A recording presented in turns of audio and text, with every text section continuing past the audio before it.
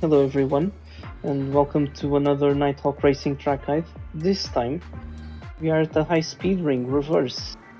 Okay, so this track looks pretty simple. There are a few aspects you need to have into account when you're driving here. One of them, turn 1.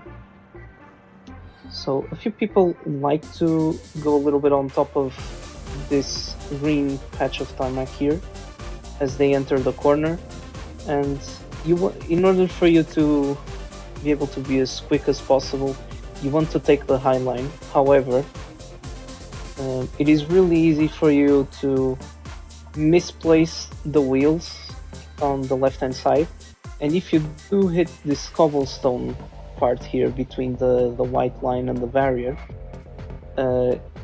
it's really easy for the car to get hooked up, and you'll be scraping along the barrier until you decrease your speed. So just beware of that. And I also know that a few cars are able to do this corner entirely flat out, whilst in others, like the Ford GT I'm currently using, and cars like the RX Vision, you might have to either brake or do a slight lift. But obviously, beware to adjust this accordingly, because there are a few conditions where even if you have one of those cars, you might be able to take this corner flat out. It's not entirely guaranteed. Let's say, for example, if you are under someone's dirty air, it obviously affects the handling of your car, and it might force you to reduce your speed accordingly. So yeah, just be aware of that.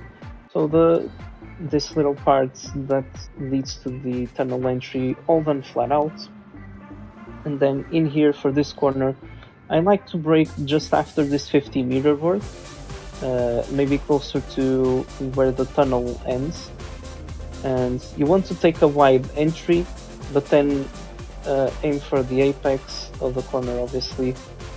And I think as soon as you get to this part of the orange barrier, so you're going to be braking and kind of coasting until this point, and then after you stop seeing that that barrier on the right hand side, the orange barrier, you want to go back on the power, and you're going to be about like third gear here. And then in this one, you want to stay as tight as possible to this curve without touching it. And once again, you can use the orange part of the barrier there on the left as a good reference for you to start going on the throttle. And by this point, you should be full throttle, should be carrying enough speed perhaps to even have to go with your right hand side tires onto the green tarmac.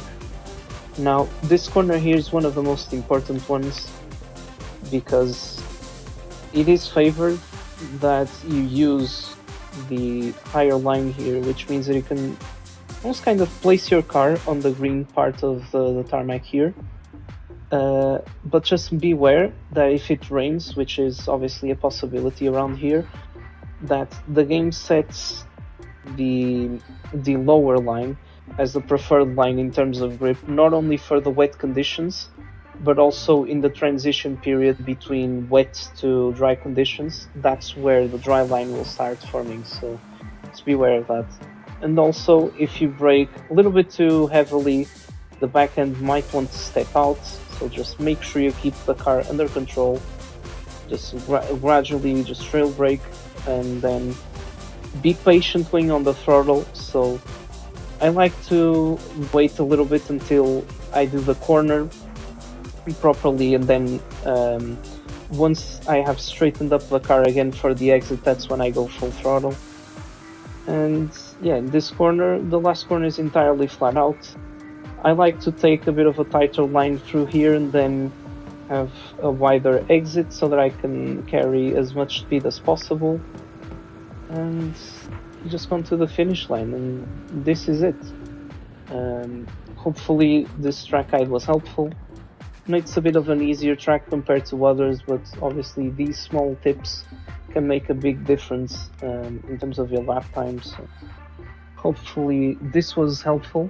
Make sure to check out the Nighthawk Racing YouTube channel for more of these track guides and other racing content.